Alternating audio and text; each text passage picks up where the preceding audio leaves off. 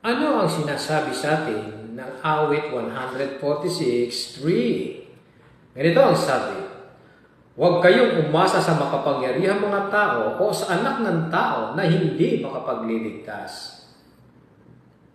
Tama naman.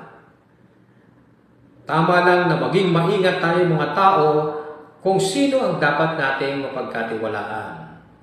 At sino ang isa na mapagkakatiwalaan mo? Pinapakilala ng Biblia ang isa na mapagkakatiwalaan mo natin ay si Jesucristo. Hindi lang siya isang mabuting tao na nabuhay noon, inatasan siya ng Diyos, si Jehovah. Inatasan niya ang kanyang anak, si Jesus, na maging hari sa kaharian ng Diyos.